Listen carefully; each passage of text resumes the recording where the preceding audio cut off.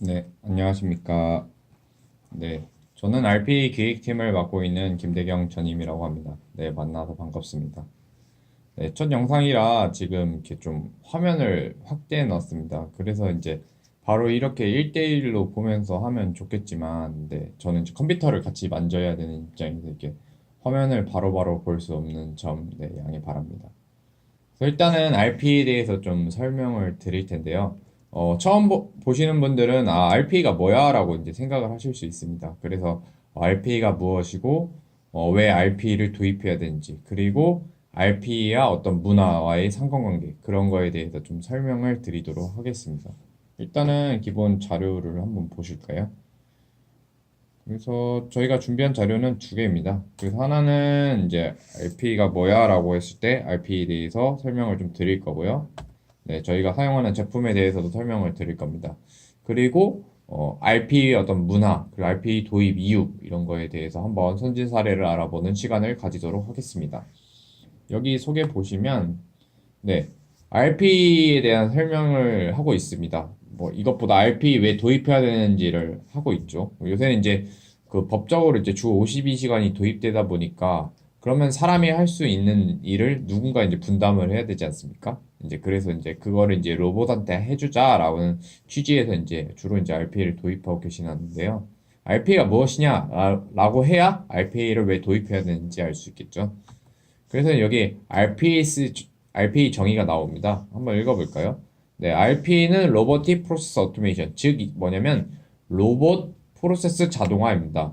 그러니까 다시 설명드리면 로봇이 프로세스를 자동화해서 실행시킨다. 그런 거라 생각을 하시면 될 것 같습니다. 그래서 저기 중요한 말이 나오는데 1번이 반복적이며 그 다음에 2번이 예외 케이스가 많지 않은. 왜냐면 단수 반복 업무기 때문에 반복적이며 예외적인 케이스가 많지 않아야겠죠. 그리고 3번에 사전에 정의가 가능한 프로세스. 즉 이제 사람이 이제 프로세스를 짜주면 RP가 이제 이거를 실행하기 때문에 이와 관련된 그런 프로세스가 나오게 됩니다. 그래서 중요한 말은 뭐냐면 여기서 로봇 소프트웨어가 수행하도록 하는 자동화된 솔루션이다 라고 보시면 될 것 같습니다. 그러니까 로봇 하시면 대부분 떠올리시는 게 뭐냐면 하드웨어 로봇을 떠올립니다. 근데 그것보다도 우리가 할 때 이제 그 소프트웨어 로봇으로 소프트웨어로 자동화를 하는구나 라고 생각을 하시면 될 것 같습니다.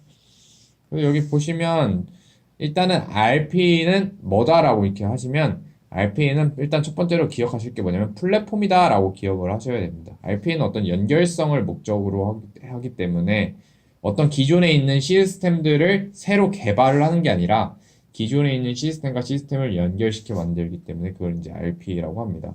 그래서 여기 보시면 뭐 변화가 없고 뭐 프로세스 개발 환경이고 그리고 뭐 어쩌고저쩌고 써 있죠. 뭐 인공지능의 단계 막 이렇게 써 있는데 그 저희가 사용하는 제품이 UiPath인데요. UiPath는 뒤에 있다가 나중에도 빠르게 설명을 드리니까 걔 아시고요. 지금 UiPath는 네, 지사도 많고요. 현재 이제 글로벌 탑 1을 달리고 있습니다. 그래서 뭐 보시면 처음엔 상반기에 이 정도였는데 네, 나중에 하반기에 되시면 뭐 이렇게 지금 이게 펀딩도 많이 받고 이래서 글로벌 탑 1으로 올라갔습니다. 그래서 여기 보시면 이제 글로벌 탑 1으로 올라갔는데 지금도 이제 쭉쭉쭉 올라가고 있습니다. 제가 말씀드리고 싶은 거는 이 부분이 제일 더 중요합니다. 이 부분이 중요한데요. 그러니까 AI로 가는 단계가 중요합니다. 왜냐면 이제 아시겠지만 저희는 이미 그때 이제 2015년인가 그때 16년인가 알파고와 한번 대결을 했지 않습니까? 그때 이후로 이제 AI에 대한 문의가 급증을 했는데 과연 우리는 그 AI로 가는 단계를 어떻게 준비할 것인가? 그 중간 단계가 분명히 있습니다. 중간 단계를 준비를 해야 하는데 무엇을 가지고 이제 준비할 것인가? 거기서 이제 그러면 RP로 준비하자. 왜냐? 단순하고 반복적인 업무는 로봇한테 주고 그리고 창의적인 일은 사람한테 주면서 점점 생산성을 높여가는 그런 역할을 하기 위해서 이제 AI 전에 그 단계를 RP로 잡고 있습니다. 그래서 뭐 여러 가지 자동화가 있겠지만 간단히 생각하시면 매크로 프로그램이다 이렇게 생각하시면 좀 간단해요. 왜냐면 기존에는 게임 매크로가 좀 유명을 해서 지난번에도 뭐 여러 가지 사건이 있었지만 매크로 돌려가지고 막 무슨 뭐 불법을 저지른다든지 뭐 그런 걸 했는데 이거 같은 경우는 그런 게 아니라 사무적으로 이제 매크로를 돌려서 흔히 말해서 자동화를 시키는 그런 거를 말하고 있습니다. 그래서 이제 사무 자동화라고 합니다. 주로 이제. 그래서 현재는 이제 비즈니스적으로는 원래 자동화 힘들었어요. 왜냐면 보시면 아시죠? 공장에서 어떤 자동차 공장 같은 경우에는 이제 로봇 팔이 이렇게 로봇을 이제 찍어내고 뭐 이렇게 하지만 실질적으로 사람이 하는 업무를 과연 로봇이 자동화를 할 수 있을까에 대한 많은 고민이 있었습니다. 이제 그런 부분을 소프트웨어적으로 해결한 게 이제 RPA다라고 하고요. 현재 이제 UIPS 같은 게 이 부분까지 왔습니다. 이 부분. 여기 인지 로봇까지 와서 요새 뭐 NLP라든지 코그니티브랑 결합을 해서 그 코어, 흔히 말해서 핵심과 핵심을 연결을 해줘서 RPA로 좀 더 시스템을 극대화하는 그런 역할을 하고 있고요. 결국 이제 RP도 여기 AI 단계까지 가게 됩니다. 이 AI 단계까지 가기 위해서는 반드시 RP를 거쳐야 이렇게 이동을 할 수가 있습니다. 그래서 이제 현재 지금 RP가 중요한 부분이 있습니다. 그래서 뭐 여러 가지가 있겠지만 뭐 이렇게 돼 있다고 이제 나와 있습니다. 제품에 대한 설명이라든지 뭐 그런 내용은 이제 2강이나 3강에서 이제 자세하게 소개해 드릴 거고요. 제가 소개해 드릴 거는 이제 RP의 도입 사례 같은 경우에 한번 설명을 좀 드리려고 합니다. 네. 그래서 이제 해외 사례 중에서는 이제 아시겠지만 도요타 사례가 있습니다. 네, 도요타는 다 아시니까 이제 도요타에 대한 언급은 하진 않고요. 도요타가 왜 도입을 했느냐? 도요타는 이제 장표 보시면 아시겠지만 이제 100년 만에 대전환기라고 해가지고 이제 과연 어떻게 이제 AI 시대에 돌입을 할 것인가에 대해서 많은 고민이 있었습니다. 특히나 이제 문제가 되는 게 뭐냐면 이 부분입니다. 이제 일본 같은 경우에는 인적 자원이 부족하기 때문에 생산 가능 인구가 줄어드는 입장에서 과연 그거를 어떻게 대처할 것인가에 대한 많은 고민이 있었습니다.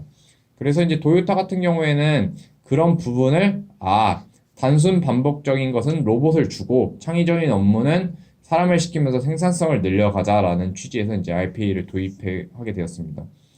그래서 이제 장표 보시면 이제 RPA 이렇게 뭐 단계를 밟아가고 있는데요. 그래서 여기가 중요한데 공통 업무를 찾아서 RPA가 할 수 있는 부분은 이제 RPA가 하고요. 나머지 이제 RPA가 만능이 아닙니다. RPA는 만능이 아니기 때문에 RPA가 할 수 있는 업무를 이제 사람이 하면서 이런 식으로 이제 생산성을 늘려가는 작업을 하고 있습니다. 현재 이제 뭐 프로세스도 이렇게 표준화도 하고 개발 업무도 이제 표준화를 하면서 이렇게 만들어 가고요. 그리고 뭐 이런 프로세스를 거쳐가면서 만들었다고 보시면 됩니다. 네, 중요한 거는 이런 부분이에요. 제가 강조하고 싶은 거는 도요타는 처음에 RPA를 도입하면서 많은 이제 직원들이라든지 이런 게 거부감을 느꼈는데 그런 이제 흔히 말하는 AI 시대로 넘어가기 위한 즉 이제 로봇 시대로 넘어가기 위한 준비를 하기 위해서 그들만의 어떤 문화를 하나씩 만들어 갔다는 거에 굉장히 큰 의의가 있습니다. 즉 이제 그 도요타 밑에 이제 계열사들도 이제 스터디 그룹이라든지 무슨 이제 강연 이런 거를 통해서 참가를 하면서 계속 그거를 이제 확산을 시켜갑니다. 그래서 제가 여기서 중요하다고 좀 말씀드리고 싶은 거는 RP를 하기 위해서는 현재 이제 일반 개발론과는 조금은 다릅니다. 모두가 참여하고 그 로봇 문화로 갈 수 있는 그런 문화 공동체 어떤 그 공유성을 만들어야 그 AI로 바로 넘어갈 수 있지. 바로 그냥 뭐 이 단계에서 AI로 바로 진입을 한다. 그거는 이제 될 수가 없는 상황입니다. 예를 들어 이제 저 같은 경우에는 이제 비유를 좋아하는데 자동차로 예를 들어보겠습니다. 자동차 같은 경우에도 가솔린 디젤 자동차가 나오고 그 다음에 하이브리드 모델이 나오고 그 다음에 이제 그 전기차 수소차가 이제 환경차가 나오지 않습니까? 이런 식으로 볼 때 그 단계에 딱 하이브리드 지금 약 AI를 넘어가기 위한 하이브리드 단계가 딱 RPA다. 그래서 기업 입장에서는 그런 단계를 거치고 그런 문화라든지 사상이라든지 철학 이런 게 공유가 돼야 RPA를 통해서 AI로 넘어갈 수 있는 그런 기반이 확립이 됩니다. 실제 직원들 같은 경우에는 RPA에 대한 어떤 막연한 두려움이 있을 수도 있고요. 과연 이게 나를 대체하지 않을까? 이런 걸로 하는데 저희가 보는 RPA는 로봇 동료입니다. 동료이기 때문에 함께 가는 사람이고 앞으로 로봇은 우리가 함께 가야 할 어떤 동료이며 친구이기 때문에 그런 식으로 이제 문화를 만들어 가면서 이제 AI로 넘어가는 그런 단계로 진입을 해야 된다고 보게 됩니다. 일단은 네, RP 여기 문화와 일단 설명까지 마쳤고요.